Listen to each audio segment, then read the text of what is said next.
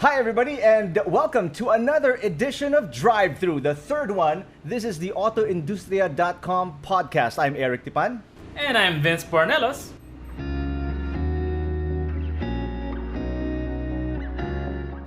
Today, we'll talk about one of the many controversial topics in the automotive industry.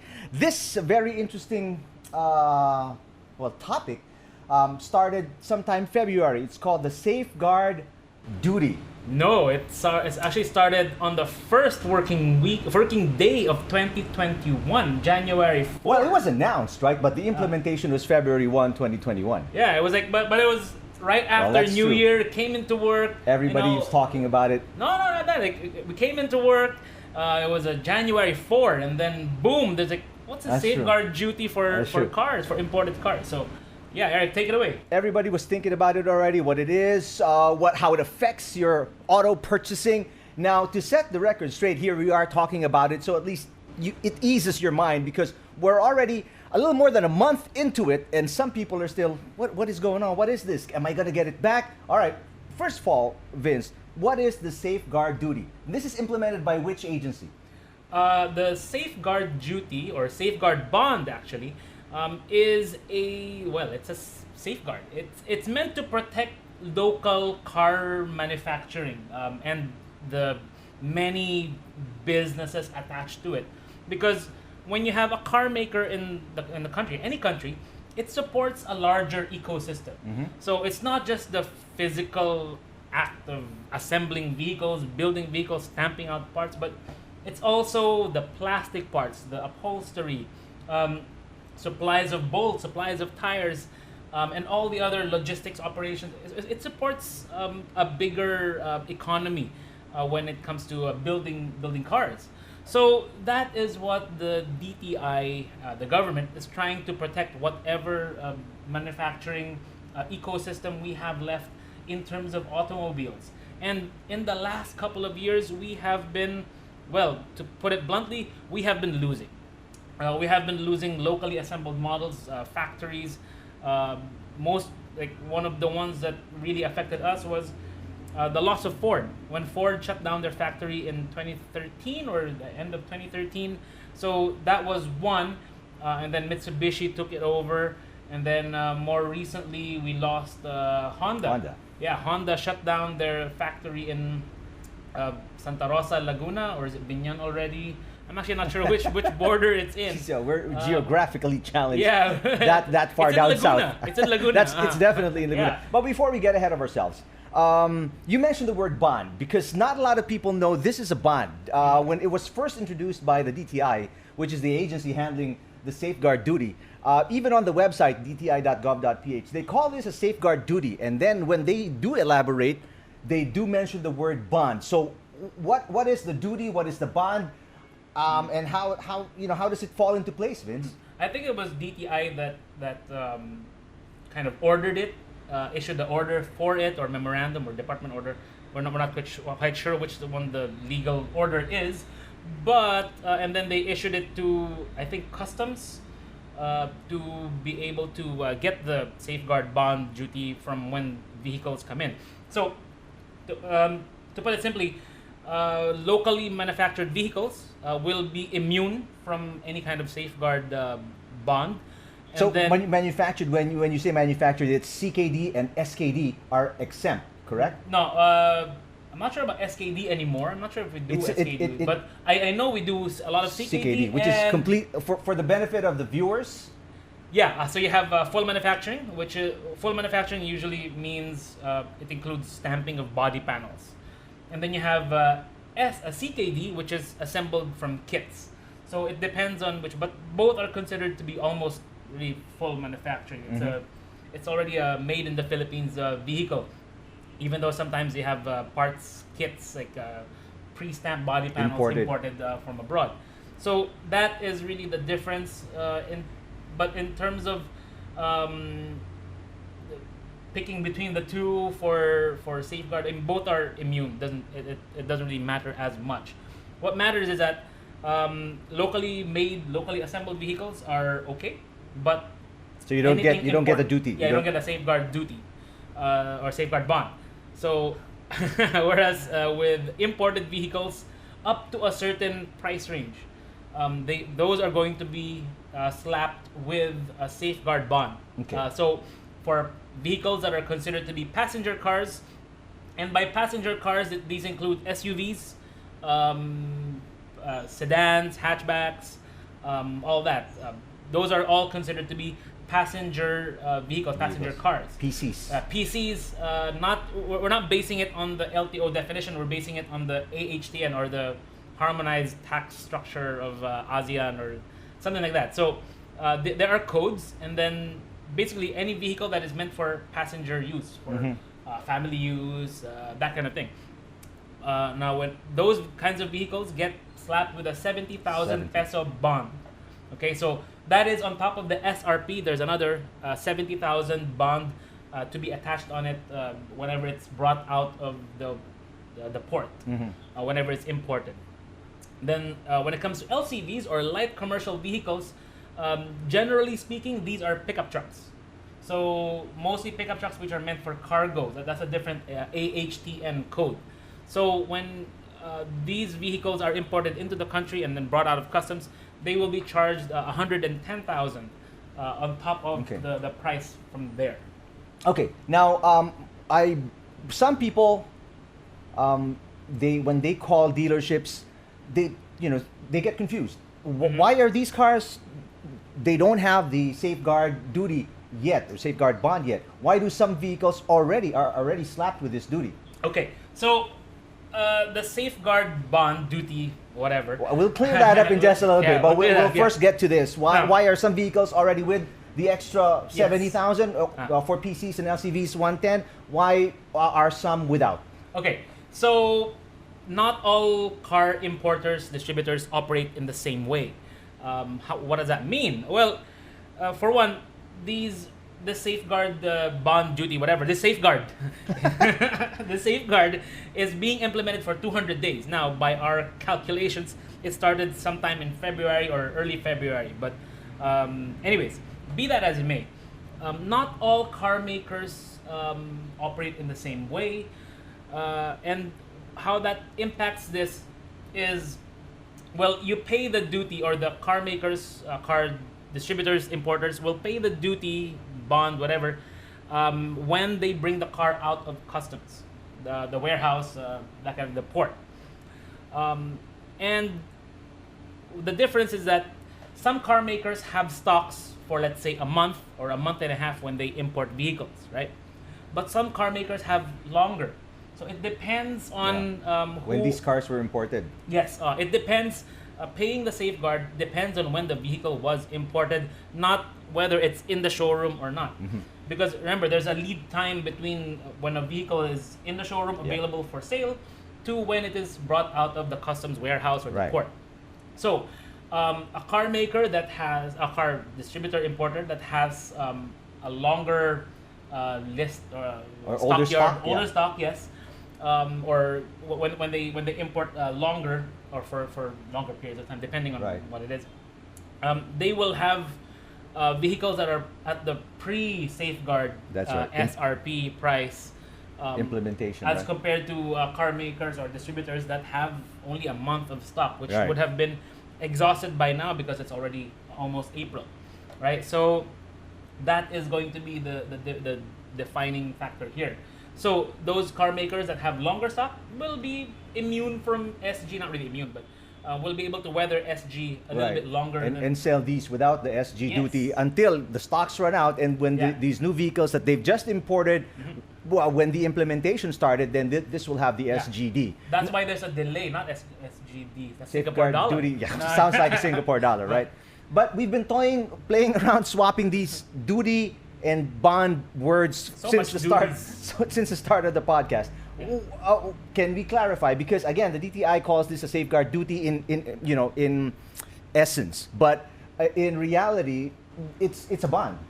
Yeah, in reality, their wording in the order was a bit strange because they use the term safeguard bond in the form of a cash bond. Right? So it's a safeguard duty in the form of a cash bond.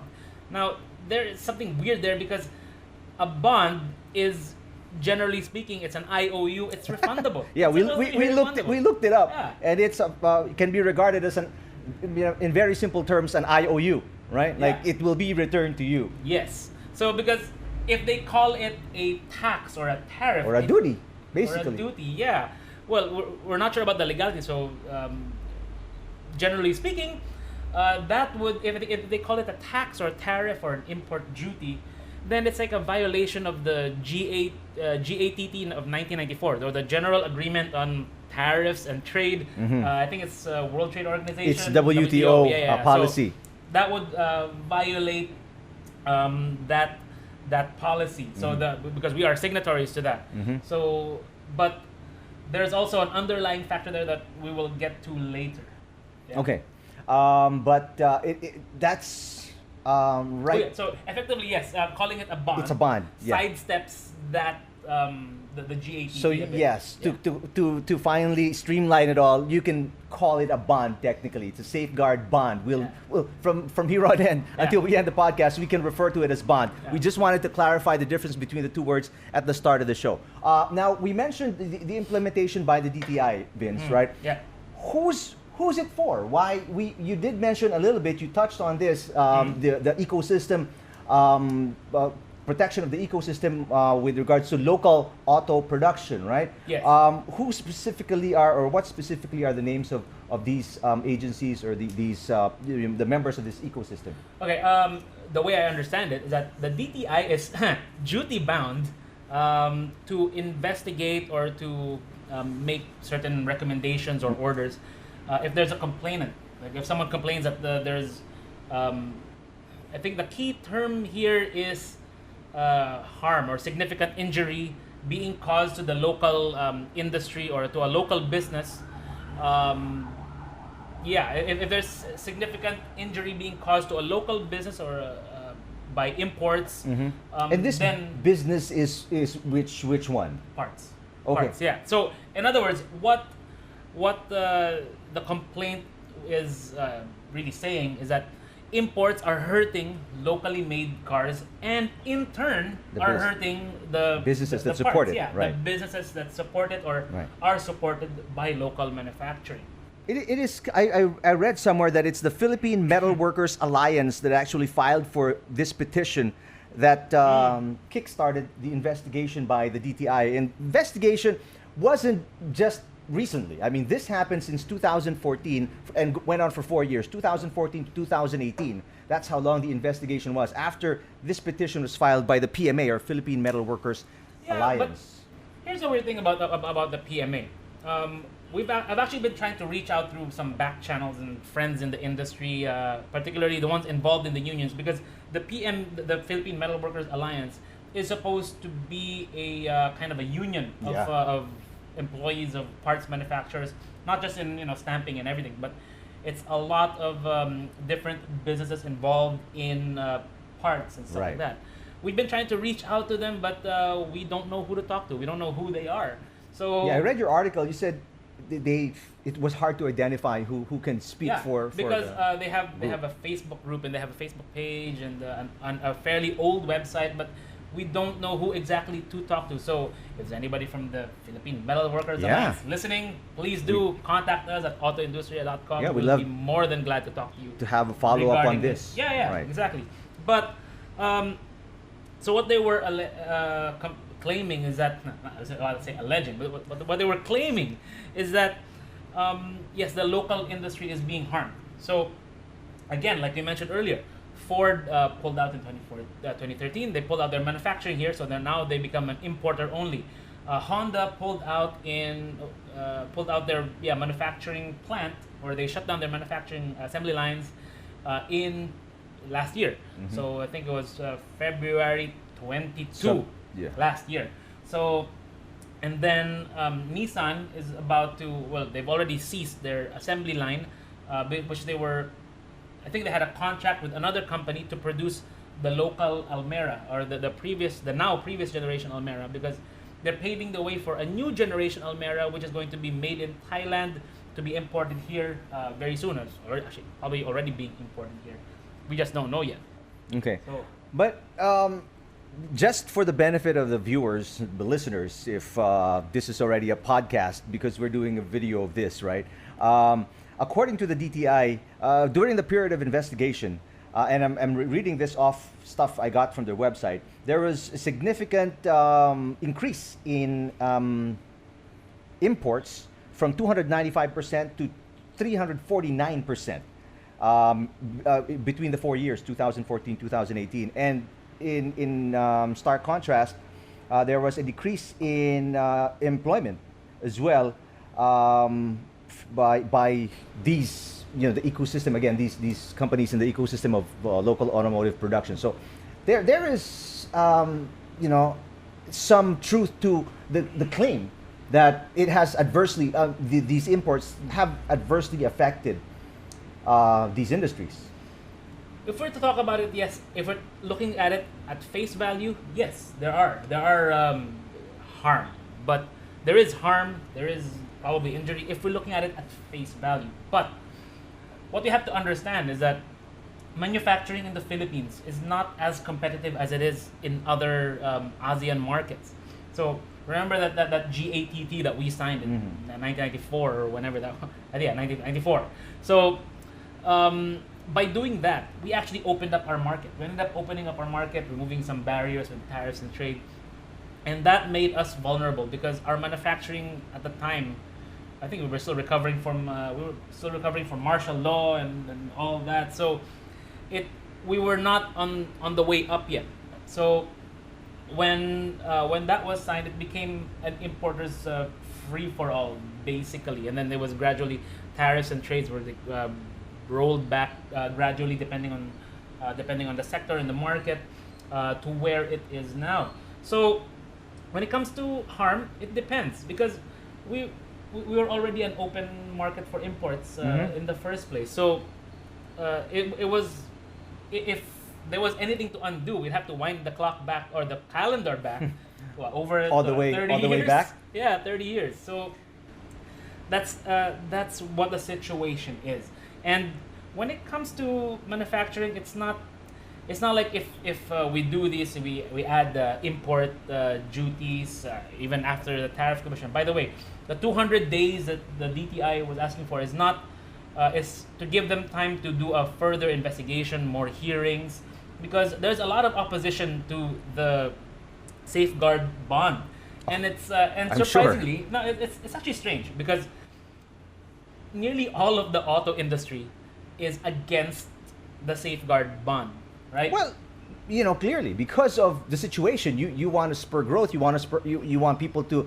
You want to bounce back. Yeah, You wanna bounce back, buy basically. cars Yes. again. But if you add a minimum of 70,000 for some of these PCs, then it's obviously going to be a deal breaker for a lot of people. Yes, definitely. And what's also interesting is that it's not just the importers who are complaining, because even the ones who are actually still assembling vehicles, building vehicles in the Philippines, are also complaining. So that will be Toyota and Mitsubishi, and actually Isuzu as well. So I think they were all opposed to the safeguard bonds because, and to think these are the guys, these are the companies still building vehicles here. So what you say is they will benefit slightly from the safeguard duty because they have, like for Toyota, they have the Vios that they make here. So it would influence more people to buy the Vios instead of other variants in the same segment because of it's 70,000 pesos cheaper. Not necessarily. I mean, does a safeguard bond, does another 70,000 make another vehicle, make a locally made vehicle better? I think that's going to be the question. Well, definitely not better, but for a person on a budget, which are the same people who are buying in the subcompact segment, 70,000 could be be That's true. the factor that says I buy says no, I can't. But there's also the question of whether the effect is going to be long term. Is it going to make manufacturing here better or more attractive? That is the big question. Now, of course, before we get into that, we have to discuss how the safeguard is being implemented on a per manufacturer basis, because not everyone is doing it the same. So, for example, I think Toyota, Isuzu, and Mitsubishi, sorry, they're doing their safeguards in a very different way. So, for example, remember when we mentioned bond, right? So 70,000, 110,000. So these three automakers, distributors, actually they're doing both. They are implementing it as a separate charge, as a separate deposit. Actually, they're calling it a safeguard deposit, which will be charged at the dealer level plus VAT. So it's 110,000 if you're buying, let's say, a pickup truck. It's 110,000 plus 12% VAT. Yeah, 12% VAT. So I think it comes out to 123,800, something like that. So they are charging that, and then they're gonna give you a receipt or an acknowledgement receipt separately, independent of the car purchase or the car Okay. SRP itself. So it's not bundled up in one receipt. Yeah, so it's not bundled up in one receipt. So in other words, so once they do sort out the whole safeguard issue, because it's not bundled up in the receipt of the vehicle, the actual purchase of the vehicle, then they can refund it to you more cleanly. It's easier, right? More clean. I like the more clean. Cleanly. Is that the right How? word? Yeah. Okay, let's get to Right, that but- part already. I'll skip one part of what we're supposed to be doing here. But since you mentioned the refund, so you're saying it's refundable. It could be. It should be, actually. It should be, because again, the term is bond. It is, yeah. That's Safeguard. why that's why we wanted to establish a difference between these two words Yeah. sometime during the start of the show, because it makes a big difference. Are you gonna get it back because it's a bond, or is the government keeping it because it's a duty? Theoretically, because it is a cash bond, So you should it be able should be refundable, because again, bond is an IOU. a bond is an IOU. It's not a It's not a tax. It's not. yeah, Yeah, it's not a tariff. tax. Shouldn't be Yeah. a tax. So, but then again, have you ever tried refunding anything from government? So that is going to be the difference here. So, but anyways, so Hang on. Toyota, We yeah. looked it up, and there is right now no expressed process on how to refund this bond as of the moment. So there is no information. You'll be able to get it. So when we do get it, we'll let you know in another podcast. But right now, even the manufacturers. It actually is. I think Was there? in Isuzu's FAQ, in their frequently asked questions, they outline a process for it. They did. From the part of From the part of, yeah. so- Isuzu, but in terms of it all depends on how the government lays it out for these manufacturers, because Yeah. again these car makers, these brands aren't going to give it to you unless they get it back as well from the government. So they're not going to front it so that you'll get it So long before as, we'll so figure that out when the time comes. Exactly, But when the government announces it's it. nice that there's actually an outlined process at the customer level, yeah, because at the dealer. I mean, honestly, do viewers, like regular car owners, do you guys want to know about the internal processes? Not really. So long as it's outlined for you at the dealer level, when you go to your dealer, say, hey, they said the refund's available. I want to refund it. Yeah. So, yeah, we'll but see when what happens. but when you get it, how long will it be before it's released? That's That's like a right. big Has to question be- mark right has to be there. figured out. But go ahead, Vince. You were saying. So those three automakers, it's nice that they outlined it cleanly, because now they can kind of figure out what to do, right? So, but the interesting thing is that other distributors, importers, are doing it by SRP, meaning they've already included the vehicle, the safeguard, With the in the SRP price, right. For example, recently Nissan launched the new Navara, the facelifted Navara with all the new features and such. But when they gave us the price of, let's say, I was driving the Pro 4X. When they gave us the price, it was 1,849,000, but it already factors in the safeguard Do you- bond. Safeguard. So that is strange, because now it's instead of what Toyota, Nissan, Toyota, Mitsubishi, and Isuzu did, is that they Nissan did factor it in, Right. meaning it's bundled into the price of So the vehicle. What you're saying is you can't tell if it's just 100,000 they put in, or 100,000 and 100,000 and 12% VAT. You can't tell. In other words, it's gonna be difficult for you to separate. Exactly. So that, you can't right? tell. You can't tell. I mean, all you know is that there is 110,000 factored in Already, there. Now, yeah. there is an advantage to that because if you're buying a vehicle like that with a safeguard bond factored into the SRP, you can finance it. Right? It becomes financeable. The 110,000, Yeah, right? because it's basically the dealer, distributor, or Price. the car company fronting the whole thing and Yeah. you know just factoring it into the price of the vehicle. So that means when you go to your bank, your safeguard Yeah. duty is not a separate 110,000, or in the case Yeah. of the Toyota, Isuzu, and Mitsubishi, they have to front in 123,000 something plus on top of the down payment. That is going to be the difference there. So one side makes the way Nissan did it and the way other manufacturers may do it will be easier on the pocket, if that's the way, because you can amortize the whole thing. But in terms of purchasing it. yeah, in terms of purchasing it, right? Because as opposed to, let's say, what Toyota the 3 are doing. But how does it affect refunding it? That's going to be the problem there. Because how do you refund that something that's bundled into the price? Yeah, how do you know of if it's the just vehicle? 110 or it's Right. 110 with 12% VAT?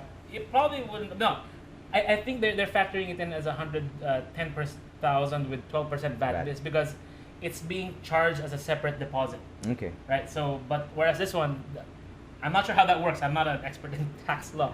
So reading this safeguard thing was like, oh my Yeah, God, what's going on? it's guys? a lot of- We're figuring it out pretty much as we go along as well. Never mind. So, but I did ask Nissan what they were gonna do when it comes time to if it does become refundable, or when they do refund it as a bond should be refunded. What they were actually looking at, and don't quote me on this. This is an inside thing, is that they are looking at a conditional refund, meaning a rebate. So they were looking at rebates in terms of service coupons and all that. Okay. So that's what they are looking at, and it could be the way for other auto distributors as well in the Philippine market. So it could be a sort of a blueprint that others can do. That's what you're saying. Yeah. So Okay. what we are seeing are two different ways Of implementing. of implementing. All right. And that is actually very, very interesting. I'll jump back to a question that I asked you before we went on air. How does the safeguard bond improve the situation of PMA and the Philippine Parts Makers Association in the short term, or does it even? I'm trying to see it. I'm trying to see how it will. I mean, I think the best way there is whether having a safeguard bond, will it make locally made cars more attractive to you guys, the consumers?